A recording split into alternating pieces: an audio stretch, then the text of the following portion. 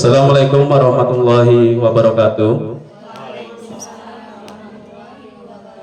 Alhamdulillahirabbil alamin. Pada pagi hari ini izinkan saya Bapak Ibu untuk berbagi praktik yaitu budaya positif.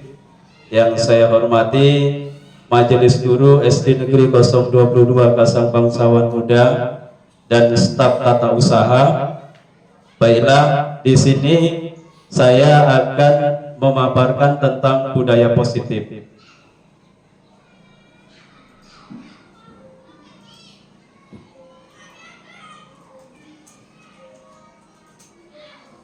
Nah, Bapak Ibu, budaya positif itu merupakan nilai atau keyakinan universal yang ditetapkan di sekolah. Nah, keyakinan universal ini adalah nilai-nilai kebajikan yang ada di dalam sekolah. Banyak sekali nilai-nilai kebajikan tersebut, yaitu salah satunya profil pelajar Pancasila. Kemudian budaya positif juga diyakini mampu menciptakan kolaborasi antara warga sekolah, orang tua, murid, serta menciptakan pribadi-pribadi yang berkarakter yang sesuai dengan profil pelajar Pancasila. Seperti ini Bapak Ibu gambaran dari budaya positif. Kalau kita lihat ini dalam suatu lingkaran besar, ini namanya budaya positif. Kemudian irisannya ada lingkungan positif, ada keyakinan kelas, ada peraturan kelas. Inilah gambaran tentang budaya positif. Bapak Ibu, di sini izinkan saya nanti akan memaparkan tentang bagaimana itu perubahan paradigma belajar, kemudian disiplin positif, kemudian kebutuhan dasar manusia, motivasi perilaku manusia, posisi kontrol, keyakinan kelas, serta segitiga restitusi. Lebih kurang ada 1, 2, 7 ya. 7 ada 7 materi yang akan kita bahas pada pagi hari ini. Pertama kita akan bahas dulu tentang paradigma ya, perubahan paradigma belajar. Nah Bapak Ibu, untuk belajar atau ketika kita bertugas di dalam kelas ini sudah tidak asing lagi buat kita. Yang selama ini kita lakukan, kita seolah-olah apa yang kita katakan itu pasti akan dilakukan oleh siswa. Nah, benar atau tidaknya, mari kita lihat. Seperti ini, kita akan membuat suatu permainan. Kita pasang-pasangan ya. Permainannya nanti antara Bapak dan Ibu, anggap aja A dan B. Itu nanti Bapak yang A atau Ibu yang A boleh tuliskan satu benda yang berharga buat Bapak Ibu. Benda apa saja, tulis dalam satu kertas. Benda tersebut kemudian digenggam ya, bendanya digenggam.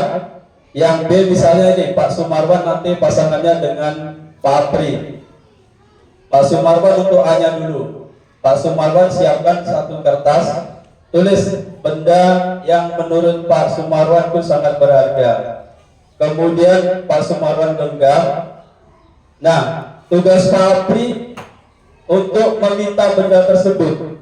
Pak Sumarwan mempertahankan, Pak Apri tugasnya meminta benda tersebut. Boleh dengan apa saja, boleh dengan rayuan, boleh dengan ya kekerasan, misalnya dibentak atau bagaimana ya. Yang penting bagaimana bisa benda tersebut diambil oleh Pak Apri. Pak Sumarwan tugasnya apa? Ya mempertahankan. Coba pasang-pasangan ya Bapak Ibu. Bu Dewi dengan Bu Samsinar, kemudian Bu Diana dengan Bu Rosita, kemudian Bu Leli dengan Bu Fadila, Pak Heri pemantau saja ya, nggak mungkin Pak Heri sama Bu Raja. Bu Raja nanti mual-mual katanya ya. Baik, karena Bu Raja kurang sehat, jadi sekarang kita berbaris di sini. Kita berbaris, saya minta Bapak Ibu coba berbaris. di depan. Tulis bendanya dulu ya. Tulis bendanya dalam kertas kecil. Satu dulu, nanti gantian. Satu dulu. Siapa dulu silakan ditulis. Ya, di dalam kertas kecil. Kemudian setelah ditulis, coba digenggam. Genggam. Tangan yang menggenggam tangan yang paling kuat. Kalau tangan kita yang paling kuat kanan, kalau kiri. Kan ada yang kanan paling kuat kiri ya. Ya, berhadapan-hadapan.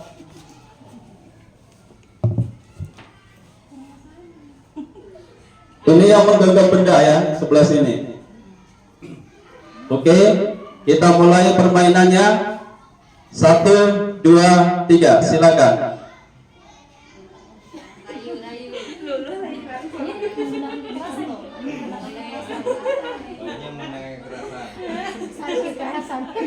Bagaimana?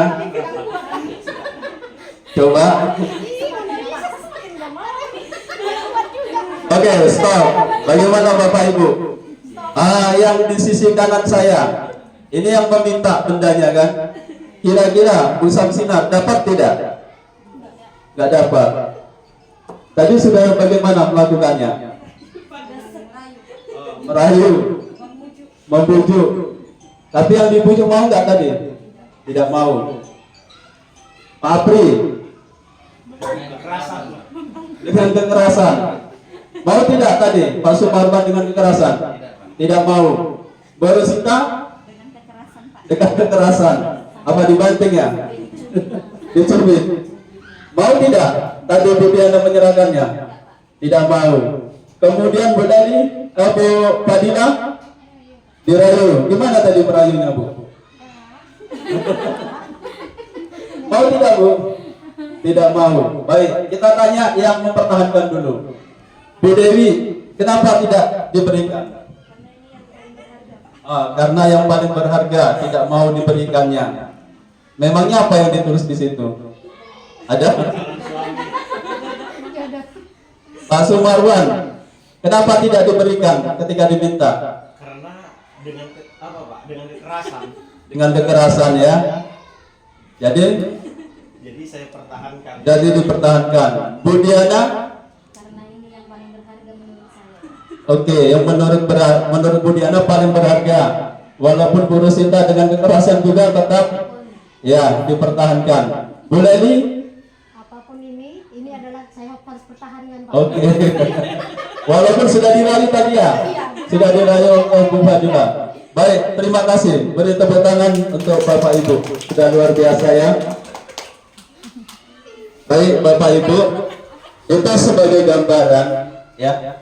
Gambaran sebenarnya yang selama ini kita lakukan ya. Kita sudah berusaha dengan peserta didik kita, kadang kita membujuk ya kan.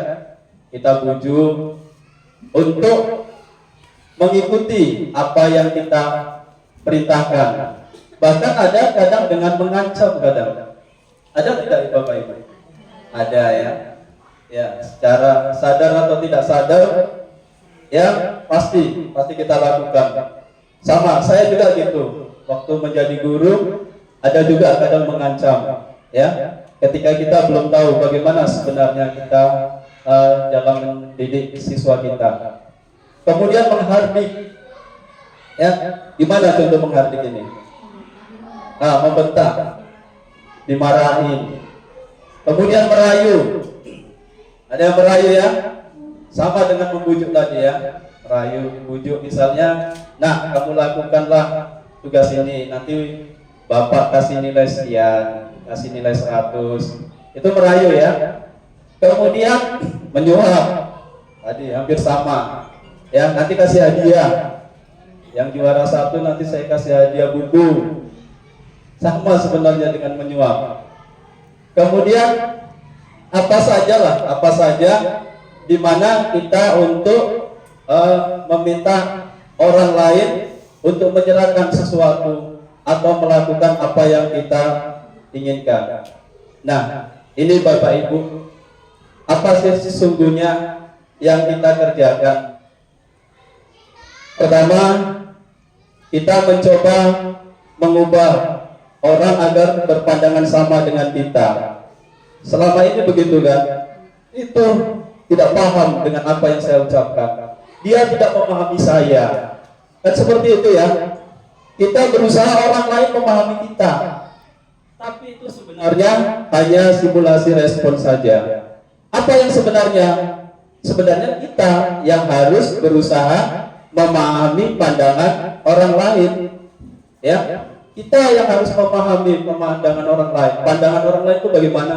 Kita yang harus memahami. Jangan kita memaksa orang lain memahami ya pandangan kita.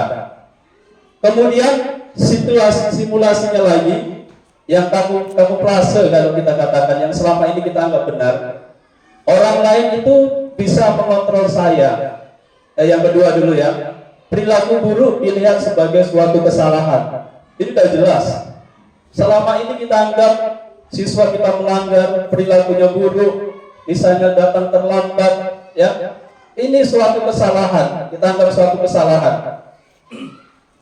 Saya yakin selama ini kita seperti itu ya. Benar kan Bapak Ibu? Apa sebenarnya yang terjadi? Sebenarnya semua perilaku itu memiliki tujuan. Ternyata ketika siswa terlambat itu ada tujuannya sebenarnya. Ada sebab akibatnya. Tidak serta-merta kita langsung menganggap itu suatu kesalahan. Makanya kita tinggal melunakkan hati kita Bapak Ibu. Ya. Kemudian orang lain bisa mengontrol saya. Ya, selama itu pandangan seperti itu ya. Bapak misalnya kepala sekolah, Bapak beranggapan Bapak bisa mengontrol guru-guru. Sesungguhnya tidak. Tidak akan bisa. Sama tadi. Ketika Bapak Ibu meminta sesuatu dari ya tangan teman Bapak Ibu, rekan sejawat Bapak Ibu, mau nggak mereka memberikan? Tidak akan mau, karena itu sesuatu yang berharga. Jadi apa sebenarnya? Sebenarnya adalah hanya kita sendiri yang bisa mengontrol diri kita, bukan orang lain. Ya, bukan juga kita bisa mengontrol orang lain, tidak bisa. Walaupun atasan sekalipun, bapak sekalipun, saya sebagai kepala sekolah sekalipun tidak akan bisa mengontrol Bapak Ibu. Saya yakin ketika Bapak Ibu melakukan apa yang saya ucapkan, pasti kalau tidak sesuai dengan Bapak Ibu, suatu saat itu akan diabaikan. Itu artinya bahwa kita tidak akan bisa mengontrol orang lain. Kemudian pemaksaan ada pada saat bujukan gagal. Nah sama tadi ya. Ketika dibujuk gagal, dipaksa. Iya kan? Tadi kan sudah bujuk, nggak dikasihkan juga, paksa rebut aja. Tapi apakah berhasil? Tidak. Apa sebenarnya yang harus, yang sebenarnya terjadi? Kolaborasi dan konsensus inilah menciptakan pilihan baru. Jadi kerjasama tadi. Kalau sebelumnya Bapak Ibu ada kerjasama, kemungkinan akan diberikan. Ya. Tidak serta-merta tadi begitu meminta langsung diberikan, tidak. Kemudian model berpikir menang kalah. Ya. Nah, ini yang selama ini kita anggap, misalnya ketika kita berpendapat dengan teman kita, ya pendapat kita merasa benar, kita merasa menang. Tidak seperti itu. Ya, yang sebenarnya apa? Ya, model berpikir menang-menang, semuanya menang. Kenapa? Karena semua punya tujuan, ya. Jadi tidak ada menang kalah. Model berpikir kita sekarang menang-menang, semuanya sama. Itu Bapak Ibu.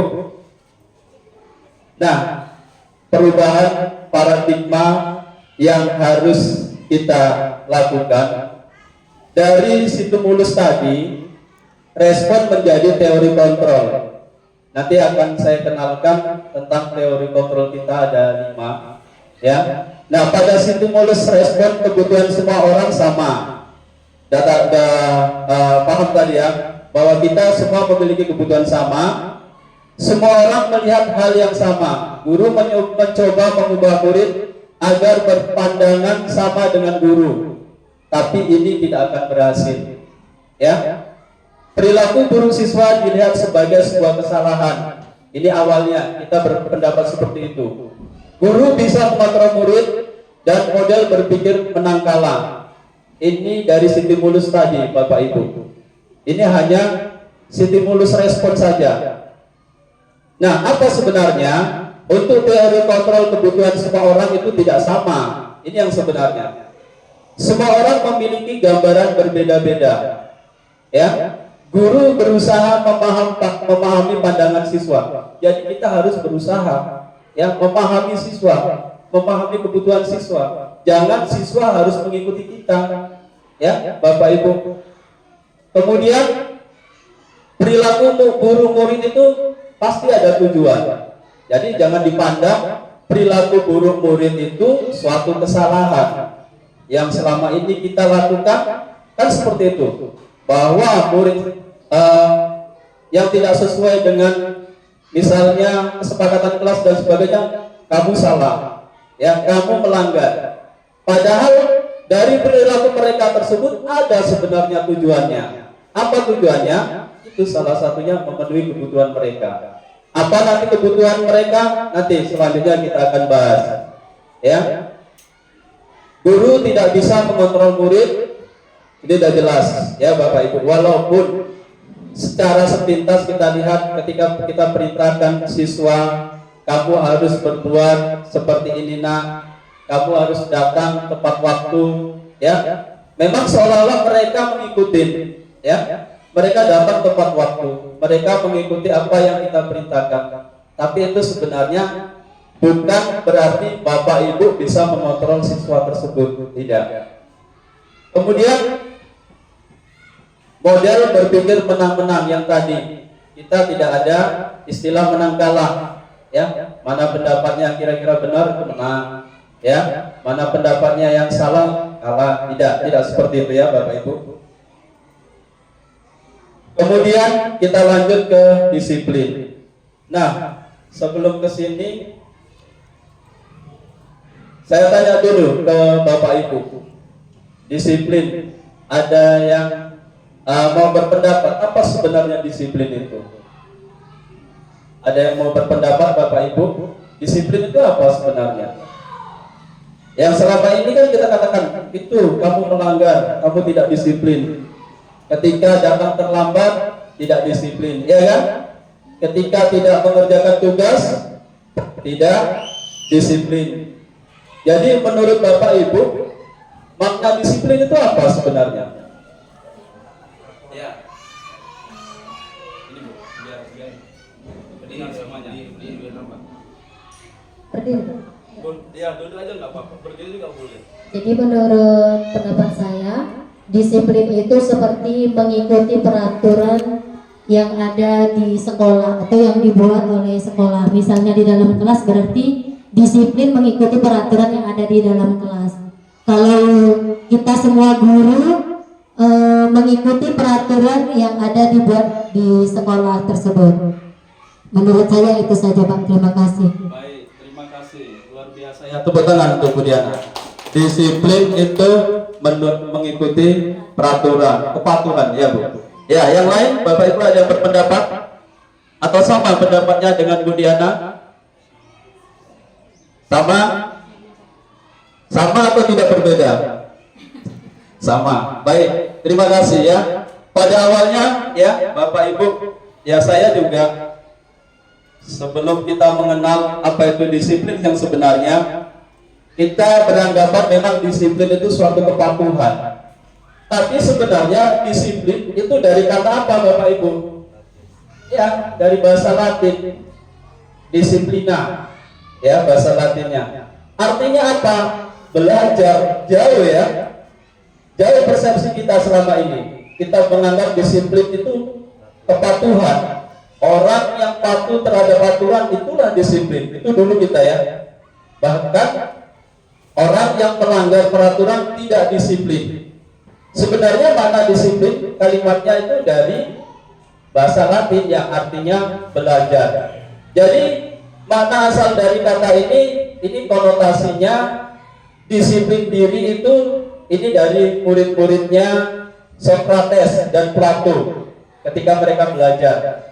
Disiplin diri membuat orang menggali potensi yang menuju sebuah tujuan. apa yang dia hargai. Jadi dari dalam diri Bapak Ibu. Ya, bukan karena orang lain, bukan karena aturan, bukan karena kepatuhan kita terhadap ya aturan-aturan yang sudah dibuat. Namun dalam budaya kita, makna disiplin telah berubah menjadi suatu yang dilakukan seseorang pada orang lain untuk mendapatkan kepatuhan. Tidak salah tadi kita berpendapat seperti itu ya. Ini yang selama ini kita artikan disiplin, kepatuhan. Bahkan kecenderungan umum itu menghubungkan antara disiplin dan ketidaknyamanan. Karena apa? Kalau kita disiplin pasti kita ada aturan, pasti ada hukuman, ya. Rasanya disiplin ini tidak nyaman, tidak bebas, tidak merdeka, kan seperti itu. Kemudian ini bukan dengan apa yang kita hargai atau pencapaian satu tujuan mulia. Itu yang selama ini kita anggap disiplin itu suatu kepatuhan. Jadi kita melakukannya merasa kurang enak, kurang bebas, kurang nyaman. Bahkan ada cenderung kita terpaksa. Contoh, ketika kita datang harus jam 7 misalnya kan masuk sekolah. Ya, kadang keterpaksaan ya, Bapak Ibu. Kenapa terpaksa? Ada aturannya, karena ada aturannya. Tapi sebenarnya makna disiplin tersebut adalah belajar. Belajar bagaimana? Belajar menghargai diri kita sendiri. Belajar ya kita mengikuti apa yang sudah menjadi keyakinan kita. Kita lihat di slide selanjutnya. Ya, itu ya Bapak Ibu makna kedisiplinan. Sebenarnya itu makna disiplin ini adalah belajar. Belajar apa? Belajar untuk menghargai diri kita sendiri. Belajar untuk melakukan ya keyakinan-keyakinan yang sudah disepakati. Lanjut kita ke kebutuhan dasar manusia. Nah, tadi Bapak Ibu kita sesuai dengan paradigma tadi ya. Seluruh tindakan yang dilakukan murid itu memiliki tujuan tertentu, ya, termasuk tindakan murid yang kita anggap salah. Murid memiliki kebutuhan dasar tertentu ketika melakukan suatu perbuatan, ya. Yang jelas, ketika dia melakukan kesalahan, sebenarnya dia ini untuk memenuhi kebutuhannya. Apa kebutuhan dasar manusia? Bapak Ibu, kebutuhan dasar manusia itu ada 5. Semuanya yang disebut manusia, termasuk murid. Murid kan manusia juga, walaupun dia belum dewasa. Ini bukan berarti kebutuhan orang dewasa, tidak. Ini kebutuhan semuanya. Ya, yang pertama bertahan hidup sudah jelas. Siapapun, ya manusianya memiliki kebutuhan bertahan hidup.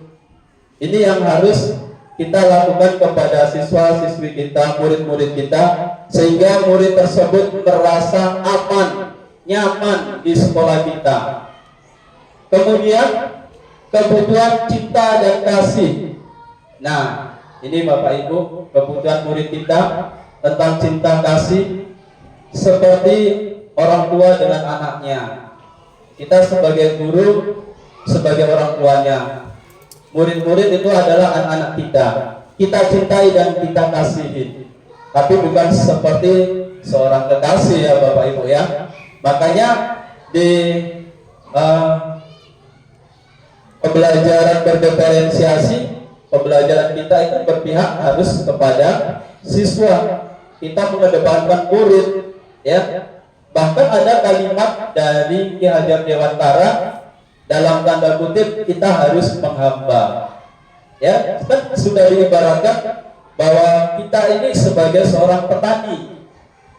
Petani ini, sekolah kita ini sebagai lahan pertanian. Lalu muridnya sebagai apa Pak? Muridnya itu sebagai tanaman. Boleh tanaman padi, boleh tanaman jagung, boleh tanaman apa saja. Jadi tugas kita apa? Tugas kita memelihara tanaman tersebut. Kalau dia tanaman jagung, tumbuh seperti jagung. Jangan dibuat tanaman jagung tumbuh seperti padi. Ya, itulah makanya harus merdeka tadi ya. Merdeka tadi, memerdekakan manusia dan memanusiakan manusia. Ya, agar anak-anak didik kita ini yang tumbuh dan berkembang sesuai kodratnya. Makanya kita memang harus memahami karakter anak kita masing-masing. Kadang Bapak Ibu, anak-anak ada yang tidak senang matematika. Ya, selama ini kita paksa, kamu harus bisa kali-kali. Ya, lalu Pak, apakah kita biarkan? Tidak kita biarkan. Tetap kita arahkan, kita tuntun. Tapi tidak seperti dulu-dulu. Ya, hafalan kali-kali maju. Ya, yang tidak hafal angkat kaki satu. Dulu kan kita seperti itu ya Bapak Ibu ya. Ya, produk-produk kita dulu memang seperti itu. Sebenarnya kita sudah merasakan juga bagaimana efeknya. Pada saat itu kita hafal memang, tapi hafalnya kenapa? Karena terpaksa. Nah, terpaksa ini bertahannya di memori kita sampai kapan? Sampai keterpaksaan itu hilang. Ya, sampai rumah hilang. Di sekolah takut karena terpaksa tadi ya. Kemudian kebutuhan kita juga diterima dan dihargai. Nih Bapak Ibu ya, murid-murid kita itu semuanya memiliki kebutuhan ini, diterima dan dihargai. Dia harus merasa diterima di sekolah, di kelasnya, dan dihargai. Makanya ingat Bapak Ibu, kita tidak boleh lagi membuli, kita tidak boleh lagi memojokkan. Ya, kalau mau menasehati, itulah saking kita menghambanya ke siswa, usahakan teman yang lain jangan sampai tahu. Bahkan sampai kita menyampaikan peringkat kelas dia saja, diusahakan yang lain tidak tahu. Kenapa? Ini untuk menghargai, biar dihargai. Yang dihargai siapa? Kawan-kawan yang lain. Ya. Karena kalau diumumkan secara umum, si A juara 1 misalnya kan, si B padahal juara ini dalam hal apa? Yang kita nilai kan sebenarnya bukan akademis saja Bapak Ibu ya. Bahkan anak kita nilai juga. Ya, tinggal waktu anak kita nilai. Inilah ya perkembangan kita sebagai guru. Memang kita mendidik. Kemudian ini selanjutnya yang keempat Bapak Ibu, penguasaan. Penguasaan apa ini? Ini diakui bahwa ini yang selama ini kita lupakan. Bahwa semua murid kita itu harus kita akui. Kita akuin apa? Ya, dengan prestasi mereka masing-masing. Ya, karena mereka kan semalam sudah dikatakan oleh rekan guru-guru kita bahwa murid itu unik, murid itu aset. Keunikan murid-murid kita itu berbeda-beda. Ya, ada yang dia memang bakatnya matematika. Ada yang dia bakatnya misalnya bercerita, dia pandai bercerita. Ada yang dia tidak mau bercerita, tidak mau matematika, maunya praktek aja, olahraga aja. Ya, nah ini yang harus kita pahami dengan siswa-siswi kita. Kemudian kesenangan, kebutuhan kesenangan. Ya, murid-murid kita ini juga membutuhkan kesenangan. Apalagi murid-murid kita ini di usia SD ini semuanya masih tahap bermain, ya, masih tahap bermain. Makanya walaupun di kelas mereka bermain saja. Kenapa? Untuk memenuhi kebutuhan ini, kesenangan tadi, ya. Makanya kita sebagai guru yang harus pandai memodifikasi pembelajaran, menginovasi pembelajaran. Bagaimana agar ya siswa-siswi kita tadi, murid-murid kita tadi senang, ya, senang. Kemudian murid-murid kita tadi merasa dihargai. Ini Bapak Ibu, ini kebutuhan, dan dari landasan kebutuhan inilah ya siswa-siswi kita, murid-murid kita melakukan tindakan-tindakan yang kadang kita maknai itu suatu kesalahan. Tapi kita harus selidiki dulu, ya. Kenapa mereka melakukan seperti itu? Sama dengan kita, ya, sama dengan kita. Kadang kita juga belum tentu bisa datang setiap hari tepat waktu. ada sesuatu hal, ada kebutuhan-kebutuhan di sini yang harus kita penuhi. Ya Bapak Ibu, ini yang harus kita pahami tentang kebutuhan dasar dari murid-murid kita. Nah, Bapak Ibu, berkaitan dengan kebutuhan tadi, ya, kemudian tindakan selain memenuhi kebutuhan, ternyata tindakan atau tingkah laku siswa kita itu ada motivasinya. Motivasi di sini sebenarnya ada dua macam ya Bapak Ibu. Ya, motivasi eksternal dan motivasi ini internal. Yang kita harapkan sebenarnya motivasi yang mana? Yang sedang kita usahakan motivasi yang internal. Kenapa dengan yang dua ini? Misal untuk menghindari ketidaknyamanan atau hukuman. Ini sering terjadi. Murid bertanya, apa yang akan terjadi apabila saya tidak melakukannya? Apa kira-kira yang terjadi? Ya, kalau tidak melakukan, kalau untuk menghindari hukuman, apa kira-kira? Kalau dia tidak melakukannya, biasanya dihukum. Ya, jadi motivasi dia untuk melakukan tindakan yang biar tidak dihukum karena ini tadi, karena hukuman tadi, ya, tindakannya. Ini motivasi datangnya dari luar, bukan dari diri dia. Kemudian untuk menghargai atau imbalan dari orang lain. Nih, murid bertanya, apa yang akan saya dapatkan apabila saya melakukannya? Tentunya hadiah. Ya. Nah, tindakan yang dilakukan murid tersebut karena apa? Karena motivasi datangnya dari luar diri murid tersebut. Berbeda dengan untuk menjadi orang yang mereka inginkan. Ini artinya menjadi diri dia sendiri, diri murid dia sendiri. Jadi pertanyaan yang timbul pada murid tersebut, ya, akan menjadi orang yang seperti apa jika saya melakukannya? Nah, tergantung dari diri dia masing-masing. Jadi motivasi seperti inilah yang disebut dengan motivasi internal atau motivasi yang datangnya dari dalam diri murid tersebut. Nah, ini Bapak Ibu, ada dorongan yang timbul dari diri seorang secara sadar atau tidak sadar untuk melakukan tindakan tertentu. Ada motivasi eksternal, murid melakukan kedisiplinan dikarenakan takut. Ini yang selama ini terjadi. Menghindari dari hukuman, makanya mereka melakukan disiplin tadi. Atau pengharapan akan bentuk penghargaan, biar dipuji tadi ya, kamu anak yang baik, kamu anak disiplin. Berbeda dengan motivasi internal, motivasi yang datangnya dari dalam diri tersebut. Murid melakukan kedisiplinan dikarenakan sadar akan nilai-nilai kebajikan dalam dirinya. Nah, menghargai nilai-nilai kebajikan dari dalam diri mereka sendiri. Jadi mereka timbul kesadaran. Jadi disinilah tugas kita Bapak Ibu untuk menimbulkan kesadaran murid-murid tersebut. Nah, kita masuk ke 5 posisi kontrol. Posisi kontrol sebagai guru ini ada 5 ya Bapak Ibu. Tinggal kita lihat saat ini kita posisinya di mana. Pertama, penghukum, ya. Yang kedua, pembuat rasa bersalah. Yang ketiga, ini sudah lumayan ini ya, teman. Kalau sudah melakukan ini, Bapak Ibu sudah ada yang melakukannya.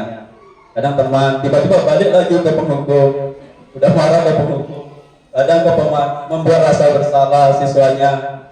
Nah, teman lebih bagus lagi ke pemantau. Yang diharapkan ini kita sebagai manajer, ya. Kira-kira Bapak Ibu di mana posisinya? Mari. Manajer kadang ya juga. Ya. Ya. Multi talenta ya. Sekarang kita lihat secara detailnya itu sebenarnya bagaimana kita ya. Lihat kalau penghukum, bisa nanti Bapak Ibu koreksi masing-masing ya. Ini kita menghardi, menunjuk-nunjuk, kamu salah, kamu ya, ini penghukum. Kemudian menyakiti, udah jelas, ini nggak bisa dibilangin, ya. Kemudian menyindir penghukum juga ini, ya kan. Kemudian perkataan, kalau perkataannya apa itu? Kalau kamu tidak melakukannya, awas ya. Ancaman ini ya perkataannya. Kemudian apa kira-kira hasil dari penghukum tadi? Ya, ini tadi. Apa dia hasilnya? Siswa memberontak, menyalahkan orang lain, berbohong, ya. Ketika dia melakukan yang kesalahannya akan kita hukum, beralasan dia. Kadang berbohong dia kan. Kadang menyalahkan orang, bukan aku bu, bukan ini bu, itu bu, kan gitu. Ketika misalnya ada menjatuhkan pas bunga misalnya kan, ketika kita sebagai penghukum pasti siswa tidak jujur, dia berbohong, takut kena hukuman. Nah, kaitan dengan dunia berkualitas apa? Murid ini meletakkan guru di luar dunia berkualitas. Sayang sekali ya, kita sudah bekerja dengan baik, ya. Pasti kita diingat, itu dulu guru saya yang suka menjewer saya, yang suka menghukum saya. Bapak Ibu juga seperti itu, pasti ada dalam ingatan sekarang. Apalagi dulu kita kan dididiknya dengan keras, ya. Tuh saya dulu dilempar kapur, ya kan.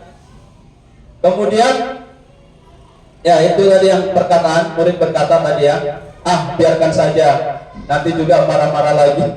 Akhirnya dia ketagihan, ya, siswanya.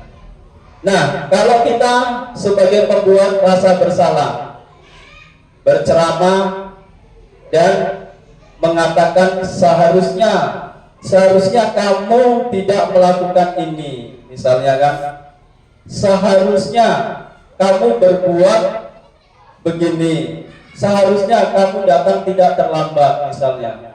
Kemudian misalnya Bapak kecewa dengan tindakan kamu, sehingga anak tersebut merasa bersalah. Kemudian hasilnya apa?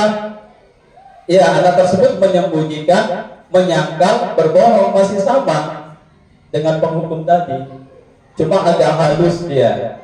Nih, yang membuat rasa bersalah tadi siswanya. Langsung kita ke teman. Kalau kita posisi kita sebagai teman,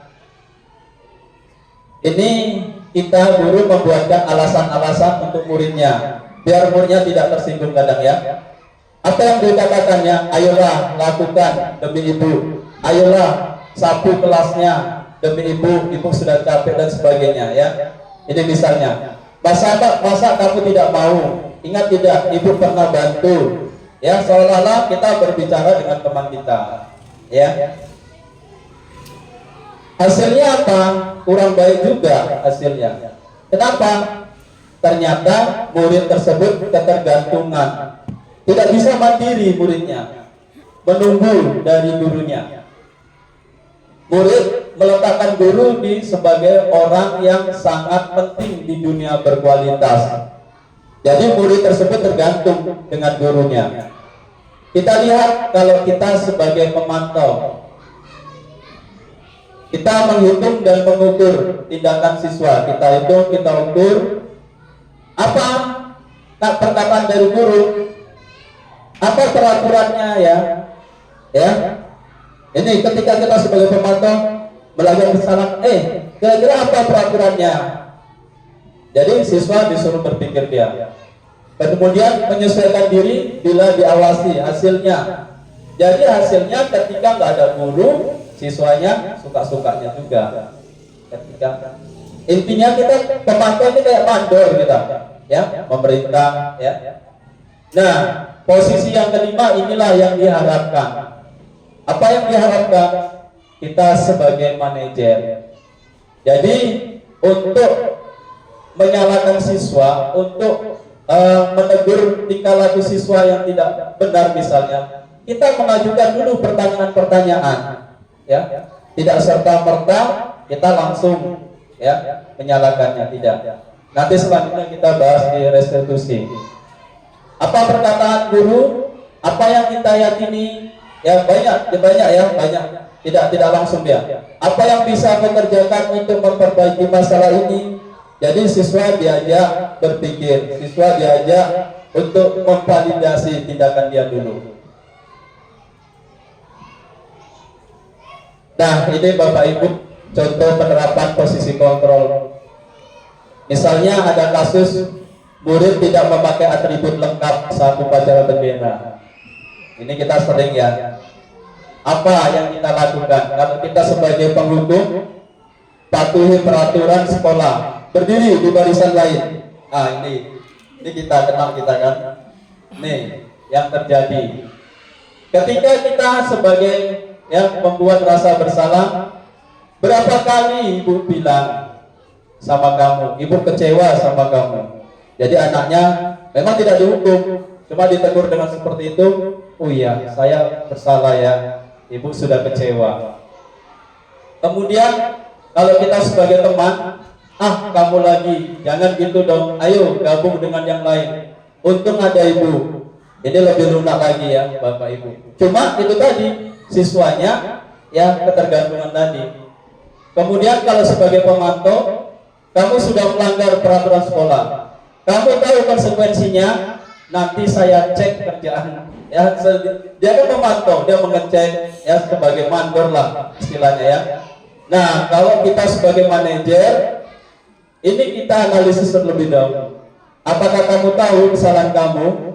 Apa kira-kira pendapatmu? Bagaimana cara memperbaiki kesalahan kamu? Jadi kita ajak diskusi siswa tersebut. Kita ajak dialog dulu. Apa sih sebabnya? Apa nanti yang terjadi kalau kesalahan berulang? Ya, Bapak Ibu. Ini tentang 5 posisi kontrol. Selanjutnya tentang keyakinan kelas. Apa sebenarnya keyakinan kelas? Berbeda ya. Ini keyakinan kelas, bukan kesepakatan kelas ya Bapak Ibu. Ini keyakinan kelas. Keyakinan kelas itu sesuatu yang diyakini bersama, yang berasal dari penyatuan pikiran untuk menjadi nilai-nilai kebaikan untuk diturunkan di kelas ya. Nilai-nilai kebajikan di kelas tersebut, misalnya apa? Tanggung jawab, saling menghargai dan sebagainya ya. Nah, bagaimana membentuk keyakinan kelas? Ada beberapa tahapannya ya untuk membentuk keyakinan kelas. Keyakinan kelas itu lebih abstrak, lebih ya. Abstraknya apa Bapak Ibu? Ada enggak? Ya, dari peraturan ya, lebih detailnya lah, bukan secara umumnya ya. Kemudian sedikit saja agar mudah diingat. Jadi misalnya tanggung jawab, gitu aja, itu keyakinan kelas ya. Dia mudah diingat. Kemudian menghargai. Kemudian berupaya pernyataan universal. Berupaya pernyataan universal ini banyak ya Bapak Ibu. Banyak pernyataan universal. Kemudian sesuai dengan kondisi kelas agar mudah diterapkan. Jadi misalnya antara kelas 1, kelas 2, kelas 6 itu berbeda-beda. Nah, dibuat dalam bentuk positif. Ya. Artinya jangan ada kalimat negatifnya di sana. Kemudian semua warga kelas ikut serta terlibat dalam pembuatan keyakinan kelas. Jadi Bapak Ibu libatkan murid-murid kita untuk membentuk keyakinan kelas tersebut. Ya, dilibatkan dari keyakinan kelas lah nanti timbul kesepakatan kelas ya Bapak Ibu. Nah, kita lanjut untuk berikutnya tentang segitiga restitusi. Apa sih sebenarnya Bapak Ibu? Ini yang terakhir ya, segitiga restitusi. Segitiga restitusi ini sebenarnya pilihan kita, membantu kita model ini ya, membantu kita dalam menyelesaikan permasalahan siswa. Ya, pilihan. Jadi dari segi teori restitusi, ketika ada satu permasalahan siswa, ya, kalau boleh dikatakan misalnya tidak disiplin dan sebagainya, melanggar kesepakatan kelas dan sebagainya, kita gunakan segitiga restitusi ini. Kalau memang permasalahannya itu sangat serius, parah ya. Jadi tahapannya dia pertama kita harus menstabilkan identitas. Jadi kita stabilkan dulu identitas, biarkan dulu siswa atau murid kita bercerita dulu. Kenapa dia melakukan tindakan seperti itu? Ya.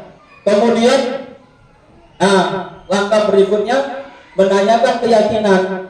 Tanyakan keyakinan apa kira-kira dia melakukannya, apa alasannya, ya.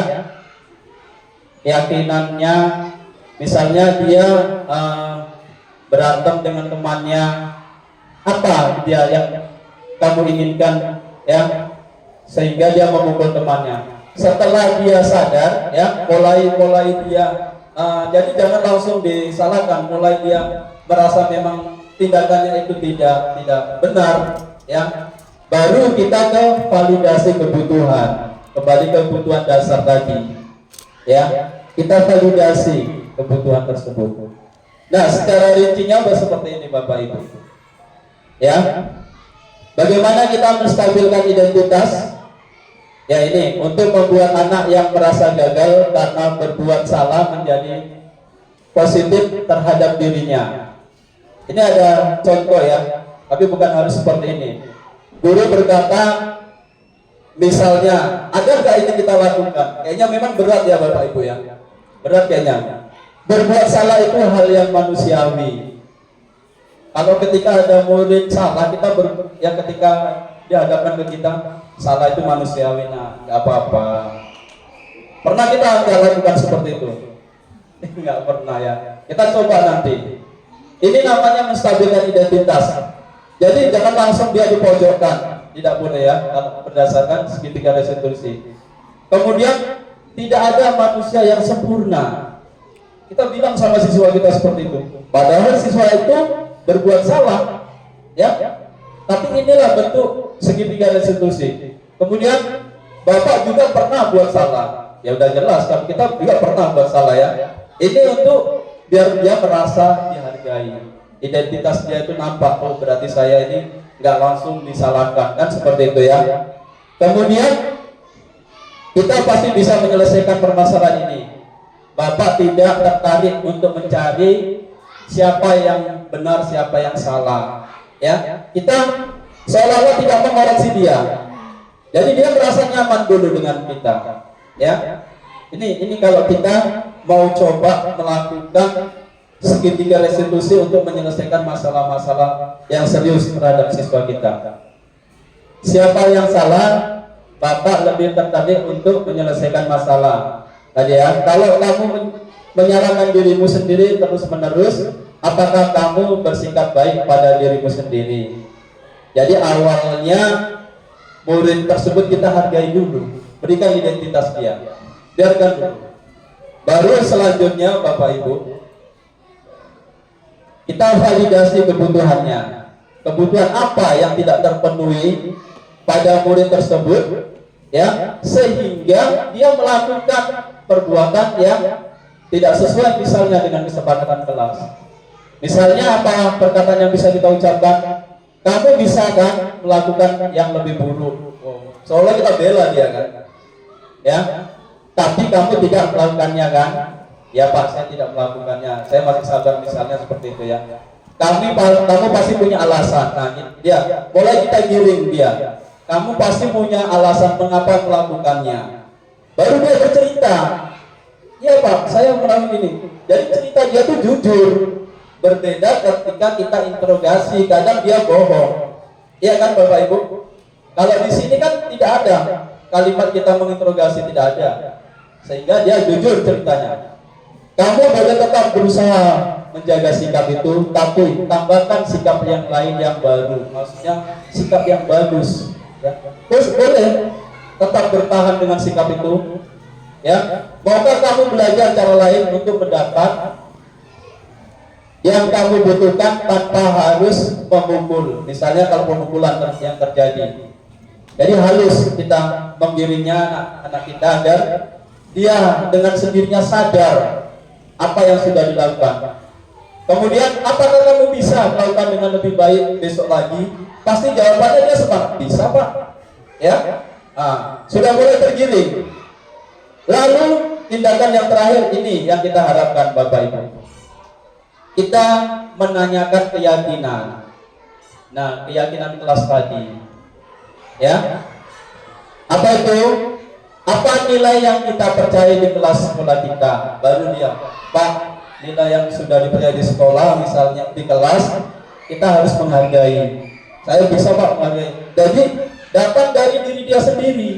Dia sendiri yang sebenarnya timbulnya yang merasa bersalah sendiri. Inilah kita menggunakan segitiga restitusi. Bukan dari adikan kita, tapi dari diri dia sendiri.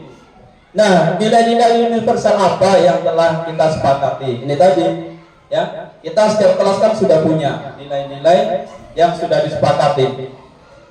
Kamu ingin jadi anak seperti apa? Tentu dia jawab, saya mau jadi anak yang lebih baik Pak, saya mau jadi anak yang dihargai, saya mau jadi anak, pokoknya yang bagus-bagus, pasti disebutkan dia. Baru dia mengarah ke situ. Apa yang kamu rasakan ketika kamu melakukan itu? Nah, tentu dia sebenarnya saya tidak nyaman Pak, karena saya terpaksa tadi kan. Nah, kemudian kamu menjadi orang yang seperti apa? Nah, ini keyakinan kelas inilah yang diharapkan Bapak Ibu yang kita munculkan. Nah, untuk lebih lengkapnya kita lihat di sini Bapak Ibu ya.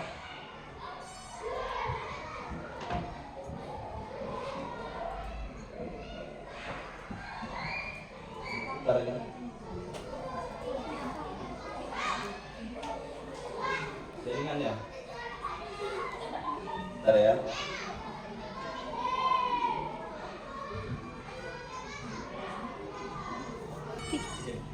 Oke, Bapak Ibu, ini kita saksikan bagaimana segitiga restitusi ya.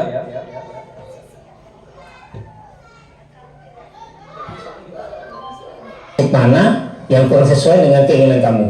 Ya, saya sebenarnya sangat menghargai orang lain. Mungkin saat itu saya menjadi emosi.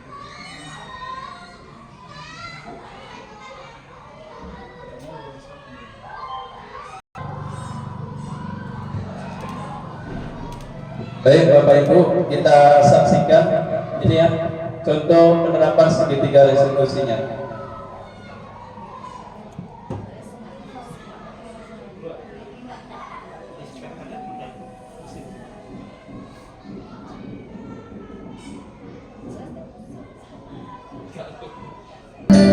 Dan sisi yang ketiga adalah menanyakan keyakinan. Ibu dan Bapak Guru, berikut ini akan ditunjukkan bagaimana seorang guru berada dalam posisi manajer menggunakan penerapan segitiga restitusi.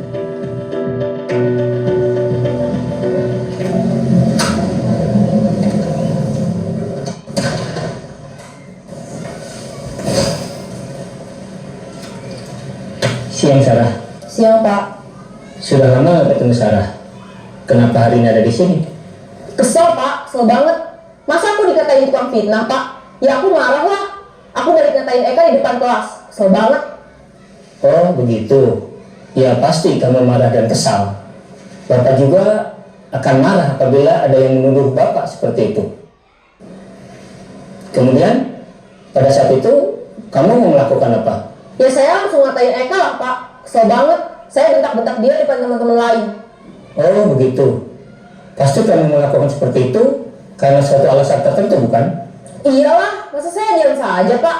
Ya saya bela diri lah. Masa saya dituduh tukang fitnah? Ya wajar lah. Mempertahankan harga diri itu sesuatu yang penting buat kamu. Beruntung kamu tidak bertindak lebih gegabah lagi. Hanya membentak-bentak. Iya Pak. Untung saya masih bersabar dan hanya membentak saja. Sudah gemes padahal. Saya pasti bela diri lah. Ya pasti ya. Tapi kamu memilih untuk tetap bertahan dan bersabar. Kamu memilih untuk tidak berbuat lebih parah lagi bukan? Iya, Nah, sekarang coba kita lihat lagi tindakan kamu yang bentak-bentak Eka di kelas. Tindakan kamu itu kira-kira sesuai dengan keyakinan kelas atau prinsip kamu tidak? Enggak lah Pak, capek Pak jadi pemarah. Jadi keyakinan atau prinsip mana yang kurang sesuai dengan keinginan kamu? Ya, saya sebenarnya sangat menghargai orang lain. Mungkin saat itu saya menjadi emosi, jadi tidak menunjukkan sikap itu. Kamu meyakini tidak? Menghargai orang lain itu penting buat kamu. Yakinlah Pak. Iya, setuju. Kita harus saling menghargai. Namun, ada juga keyakinan yang kita sepakati yang perlu kita jalankan apabila kita sedang marah, bukan? Ya saya bisa lebih proaktif, mulai dengan diri sendiri. Saya bisa jadi lebih bersabar, mengambil waktu jeda untuk berpikir mau apa selanjutnya. Kira-kira kamu bersedia memperbaiki masalah ini tidak? Bersedia Pak. Kalau kamu memperbaiki masalah ini, kamu akan menjadi orang seperti apa? Saya akan menjadi orang yang bertanggung jawab kali ya Pak. Dan senantiasa proaktif. Iya, menurut kamu bagaimana rasanya menjadi orang seperti itu? Ya nyaman lah, bangga bisa bersabar dan menahan diri. Baiklah kalau begitu. Yuk kita pikirkan bagaimana memperbaiki masalah ini. Baik Bapak, Ibu. Jadi itu tadi ya contoh bagaimana kita menerapkan segitiga restitusi. Nah, di akhir kegiatan kita, saya berterima kasih kepada Bapak Ibu karena sudah mengikuti sesi berbagi praktik saya ini.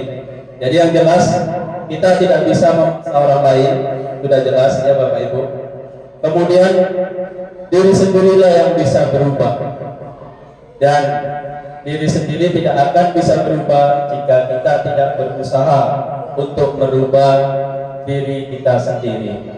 Demikian dari saya, lebih dan kurang saya mohon maaf. Billahi taufiq wal hidayah. Assalamualaikum warahmatullahi wabarakatuh.